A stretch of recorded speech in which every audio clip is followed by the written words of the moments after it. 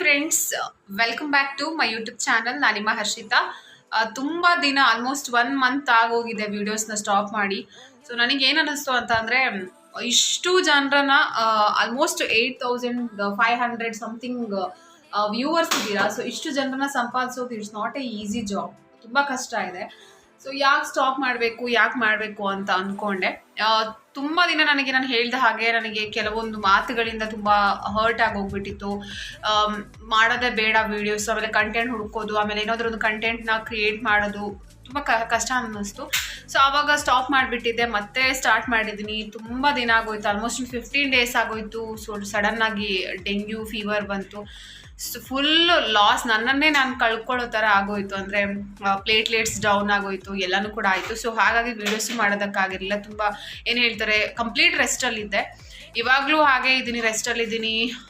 ಇಲ್ಲಿ ಮೆಡಿಸಿನ್ಸ್ನ ನೋಡ್ತಾ ಇರ್ಬೋದು. ಇಲ್ಲೆಲ್ಲ ಮೆಡಿಸಿನ್ಸ್ ಇನ್ನೂ ಕೂಡ ನಡೀತಾ ಇದೆ. ಇನ್ನೂ ಕೂಡ ಆಲ್ಮೋಸ್ಟ್ 1 ತಿಂಗಳು ಇನ್ನು ಮೆಡಿಸಿನ್ಸ್ನ ತಗೋಬೇಕಾಗತ್ತೆ.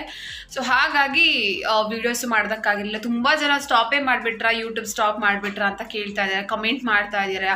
So thank you so much. ಇವತ್ತಿಗೂ ಕೂಡ ನಾನು ವೀಡಿಯೋಸ್ನ ಸ್ಟಾಪ್ ಮಾಡಿ 1 ಮಂತ್ ಆದರೂ ಕೂಡ ನಾನೇನು ಅಷ್ಟೊಂದು ಅಚೀವ್ ಮಾಡಿಲ್ಲ. ಆದರೂ ಕೂಡ 1 ಜನ ಕೇಳಿದ್ರು ಕೂಡ ಅದೊಂದು ಖುಷಿನೇ ಅಂತಲೇ ಹೇಳ್ಬೋದು. ಸೊ ತುಂಬ ದಿನ ಆಯಿತು. ಸೊ ನಿಮ್ಗೆ ಏನಾದರೂ ವಿಡಿಯೋ ಇಷ್ಟ ಆದರೆ ಪ್ಲೀಸ್ ಲೈಕ್ ಮಾಡಿ, ಶೇರ್ ಮಾಡಿ, ಕಮೆಂಟ್ ಮಾಡಿ. ಹೊಸಬರಾಗಿದ್ದರೆ ದಯವಿಟ್ಟು ಸಬ್ಸ್ಕ್ರೈಬ್ ಮಾಡ್ಕೊಳ್ಳಿ.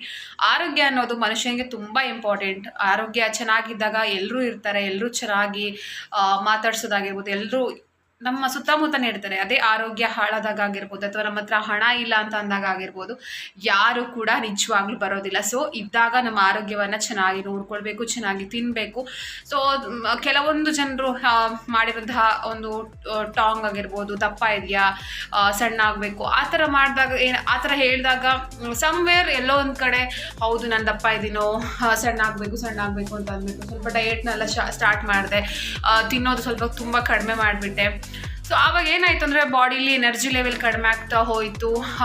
ಬೇರೆಯವ್ರು ಹೇಳಿದ್ದಕ್ಕೆ ಜಾಸ್ತಿ ನಾನು ಫೋಕಸ್ ಮಾಡಿದೆ. ಅಂದರೆ ಯಾಕೆ ಹೇಳ್ತಿದ್ದಾರೆ ಅಷ್ಟೊಂದು ದಪ್ಪ ಇದ್ದೀನಿ ನಾನು, ಸಣ್ಣ ಆಗಬೇಕು ಹಾಗಾದರೆ ಅಂತ ಅಂದ್ಬಿಟ್ಟು. ನನಗೆ ಸ್ವಲ್ಪ PCOS ಪ್ರಾಬ್ಲಮ್ ಇದೆ ಅನ್ನೋದು ಕೂಡ ಸಾಮಾನ್ಯವಾಗಿ ಎಲ್ರಿಗೂ ಗೊತ್ತಿದೆ. ನಾನು ಅದನ್ನು ಹೇಳಿದ್ದೀನಿ ಕೂಡ.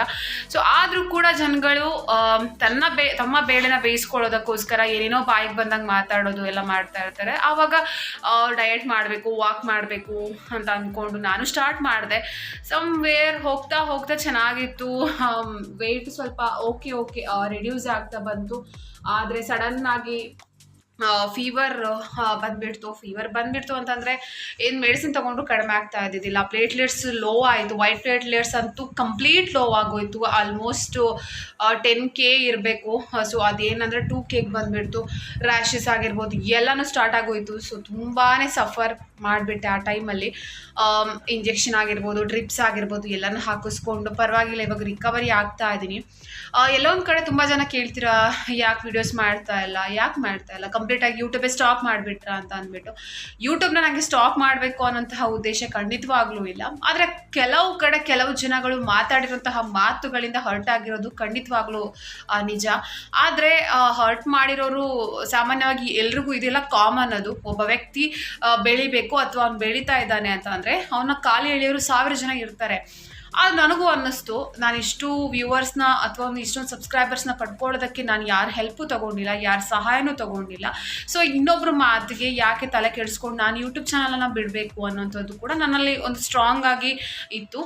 ಸೊ ಇಲ್ಲಿಗೆ ಮುಂಬೈಗೆ ಬಂದಮೇಲಂತೂ ನಮ್ಮದು ಕಂಪ್ಲೀಟಾಗಿ ಚೇಂಜ್ ಆಗೋಯಿತು. ಅಂತಂದರೆ ಬೆಂಗಳೂರಲ್ಲಿದ್ದಾಗ ಆಚೆ ಹೋಗೋದು, ಎಲ್ಲರೂ ಹೊರಗಡೆ ಹೋದಾಗ ವೀಡಿಯೋಸ್ ಮಾಡೋದು ಇದೆಲ್ಲ ಮಾಡ್ತಾ ಇದ್ದೆ. ಬಟ್ ಇಲ್ಲಿ ಬಂದಮೇಲೆ ತುಂಬ ಕಡಿಮೆ ಆಗೋಯಿತು ಆಚೆ ಹೋಗೋದು ಅಂದರೆ ನೀವು ಸಾಮಾನ್ಯವಾಗಿ ಗೊತ್ತಿದೆ, ಇಲ್ಲಿ ಸಿಕ್ಕಾಪಟ್ಟೆ ಟ್ರಾಫಿಕ್ ಜಾಮ್ ಆಗಿರಬಹುದು, ಡಸ್ಟ್ ಆಗಿರಬಹುದು. ಈಚೆ ಹೋಗೋದಂದ್ರೆ ಒಂಥರ ನನಗಂತೂ ಇಂಟ್ರೆಸ್ಟೇ ಇಲ್ಲ. ಸೊ ಹಾಗಾಗಿ ಈಚೆ ಹೋಗೋದು ತುಂಬ ಕಡಿಮೆ ಮಾಡಿದೆ.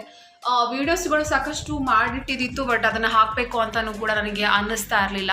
ಯಾಕೋ ಒಂಥರ ಮೂಡ್ ಆಫ್ ಆದಾಗ ಆಗೋದು, ಆಮೇಲೆ ಏನೋ ಒಂಥರ ಆ್ಯಂಗ್ಸೈಟಿ, ಏನೇನೋ ಪ್ರಾಬ್ಲಮ್ಸ್ ಬಂತು ಸಾಕಷ್ಟು. ಅದು ಹೇಳ್ತಾರಲ್ವಾ, ಆ್ಯಂಗ್ಸೈಟಿ ಅಂದರೆ ಮನಸ್ಸೊಳಗಡೆ ಏನೋ ಆಗಿಬಿಡುತ್ತೇನೋ, ಏನೇನೋ ಬೇಡದೇ ಇರೋಂತಹ ಯೋಚನೆಗಳು, ಇದೆಲ್ಲ ಇದ್ದಾಗ ಯಾವುದು ಬೇಡ, ಯೂಟ್ಯೂಬು ಬೇಡ, ಯಾವುದು ಬೇಡ ಅಂತ ಅನ್ನಿಸ್ತಾ ಇತ್ತು.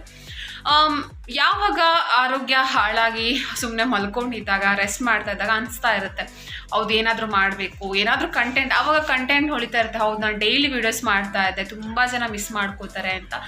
ಅದಕ್ಕೆ ಮತ್ತೆ ಶುರು ಮಾಡಿದೆ. ಇನ್ನೂ ಕೂಡ ಆಲ್ಮೋಸ್ಟ್ 15 ಡೇಸ್ ಮೇಲಾಯಿತು. ಫೀವರ್ ಕಡಿಮೆ ಆಗಿದೆ, ಬಟ್ ಸಿಕ್ಕಾಪಟ್ಟೆ ಸುಸ್ತು ಇದೆ, ಟಯರ್ಡ್ ಇದೆ. ಇನ್ನು 1 ಮಂತ್ ಮೆಡಿಸಿನ್ಸ್ ಕೂಡ ಕಂಟಿನ್ಯೂ ಆಗಿ ತಗೋಬೇಕಾಗತ್ತೆ. ನನಗೊಂದು ಅನಿಸಿದ್ದೇನಪ್ಪ ಅಂದರೆ, ಇದ್ದಾಗ ಚೆನ್ನಾಗಿ ಆರೋಗ್ಯವನ್ನು ನೋಡ್ಕೊಳ್ಬೇಕು ಅಂದರೆ ಡಯೆಟು ಅದೆಲ್ಲ ಮಾಡಬೇಕು, ಬಟ್ ಪ್ರಾಪರಾಗಿ ಇನ್ನೊಬ್ಬರ ಒಂದು ಕನ್ಸಲ್ಟ್ ತೊಗೊಂಡು ಕನ್ಸಲ್ಟ್ ತೊಗೊಂಡು ಡಯೆಟ್ ಮಾಡೋದಾಗಿರ್ಬೋದು ಎಲ್ಲನೂ ಮಾಡಬೇಕು ಅಂತ ನಾನು ಹೇಳೋದು. ಇಲ್ಲಾಂದ್ರೆ ಏನಾಗುತ್ತೆ ಅಂದರೆ ನಂದು ಒಂದು ಆ್ಯಂಟಿಬಯೋಟಿಕ್ ಲೆವೆಲ್ ಅಂತೂ ಕಂಪ್ಲೀಟಾಗಿ ಕಡಿಮೆ ಆಗೋಗ್ಬಿಟ್ಟಿತ್ತು. ಸೊ ಹಾಗಾಗಿ ಆರೋಗ್ಯದ ಬೆಲೆ ಏನು ಅಂತ ಗೊತ್ತಾಯಿತು. ಆದರೆ ಇಷ್ಟು ಹೆಲ್ತ್ ಹಾಳಾಗುತ್ತೆ. ನಾನು ಯಾವತ್ತೂ ಕಂಪ್ಲೀಟಾಗಿ ರೆಸ್ಟಲ್ಲಿ ಯಾವತ್ತೂ ಇದ್ದವಳಲ್ಲ, but for the first time after marriage ಅನಿಸುತ್ತೆ, ಫಸ್ಟ್ ಟೈಮ್ ಇಷ್ಟು ಬೆಡ್ ರೆಸ್ಟಲ್ಲಿ ಇದರಲ್ಲಿ ಇದ್ದಿದ್ದು ಅಂತ ಅಂದ್ಕೋತೀನಿ. ಸೊ ಎಲ್ರಿಗೂ ಹೇಳೋವಂಥದ್ದು ಇಷ್ಟೇ, ಎಲ್ಲರೂ ಇದ್ದಾಗ ಚೆನ್ನಾಗಿ ಆರೋಗ್ಯವನ್ನು ನೋಡ್ಕೊಳ್ಳಿ, ಚೆನ್ನಾಗಿ ತಿನ್ನಿ. ಅವ್ರು ಯಾರೋ ಹೇಳಿದ್ರು, ಇನ್ನೊಬ್ರು ಯಾರೋ ಹೇಳಿದ್ರು ದಪ್ಪ ಇದೆಯಾ ಸಣ್ಣ ಇದೆಯಾ, ಅದು ಅವರವರ ಬಾಡಿ ಮೇಲೆ ಡಿಪೆಂಡ್ ಆಗಿರುತ್ತೆ. ಬಾಡಿ ಶೇವಿಂಗ್ ಮಾಡಬೇಡಿ ಯಾವತ್ತೂ ಕೂಡ. ಸೊ ಯಾರು ಬೇಕು ಅಂತ ಅವರ ದೇಹನ ಬೆಳೆಸ್ಕೊಳ್ಳಲ್ಲ. ಎಲ್ರಿಗೂ ಅವ್ರವ್ರದ್ದು ಏನು ಹೇಳ್ತಾರೆ, ನಾನು ಚೆನ್ನಾಗಿ ಕಾಣಿಸ್ಬೇಕು, ನಾನು ಚೆನ್ನಾಗಿ ಕಾಣಿಸ್ಬೇಕು, ಸಾಮಾನ್ಯವಾಗಿ ಎಲ್ರಿಗೂ ಕೂಡ ಇರುತ್ತೆ. ಯಾರಿಗೂ ಇಲ್ಲ ಅನ್ನೋವಂಥದ್ದು ಖಂಡಿತವಾಗ್ಲೂ ಇಲ್ಲ. ಕೆಲವ್ರ ಬಾಡಿ ಏನಿರುತ್ತೆ ಅಂತಂದರೆ ಅವರ ಜೆನೆಟಿಕ್ಸ್ ಅಂದರೆ ಅವರ ಫುಲ್ ಫ್ಯಾಮಿಲಿನೇ ಸಣ್ಣ ಇರ್ತಾರೆ.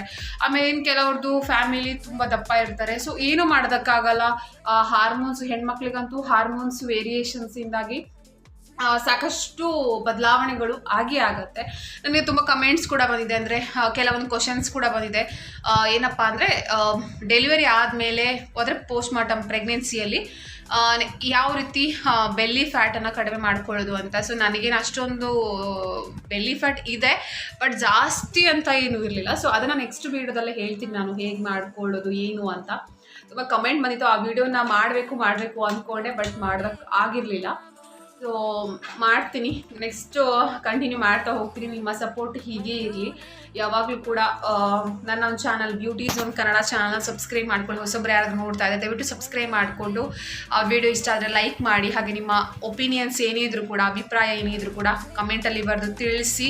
ಹಾಗೆಯೇ ಮತ್ತೆ ಮುಂದಿನ ಹೊಸ ವಿಡಿಯೋ ಜೊತೆ ನಿಮ್ಮನ್ನು ಭೇಟಿ ಆಗ್ತೀನಿ. ಸ್ವಲ್ಪ ಅದೇ ಹೇಳಿದ ಹಾಗೆ ಇಷ್ಟು ದಿನ ಸ್ವಲ್ಪ ರೆಸ್ಟಲ್ಲಿದ್ದೆ, ಯಾಕಂದರೆ ನಾನು ಹೇಳಿದ ಹಾಗೆ ಬಾಡಿಯಲ್ಲಿ ಪ್ಲೇಟ್ಲೆಟ್ಸ್ ಡೌನ್ ಆಗ್ತಾ ಏನಾಗುತ್ತೆ, ಬಾಡಿ ಕಂಪ್ಲೀಟಾಗಿ ಕುಂದು ಹೋಗ್ಬಿಡುತ್ತೆ. ಅದು ಮತ್ತೆ ರಿಕವರಿ ಆಗೋದಕ್ಕೆ ಸ್ವಲ್ಪ ಟೈಮ್ ತೊಗೊಳತ್ತೆ. ಸೊ ಇನ್ನೂ ಕೂಡ ನಾನು ಹೇಳಿದ ಹಾಗೆ ಪಪ್ಪಾಯ, ಫ್ರೂಟ್ಸ್, ಇವಾಗ ಯಾರಾದರೂ ಡೆಂಗ್ಯೂ ಫೀವರ್ ಬಂದಿದ್ರೆ ದಯವಿಟ್ಟು ಪಪ್ಪಾಯ ಆಗಿರ್ಬೋದು, ದಾಳಿಂಬೆ ಆಗಿರ್ಬೋದು, ಡ್ರ್ಯಾಗನ್ ಫ್ರೂಟ್ ಆಗಿರ್ಬೋದು, ಇದನ್ನೆಲ್ಲ ಜಾಸ್ತಿ ತಿನ್ನಿ.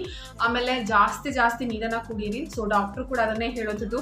ನನಗೂ ಕೂಡ ನೀರು, ನನ್ನ ಲೈಫಲ್ಲಿ ಯಾವತ್ತೂ ಇಷ್ಟು ನೀರು ಕುಡ್ದಿಲ್ಲ ಅಂತ ಅಂದ್ಕೊಳ್ತೀನಿ.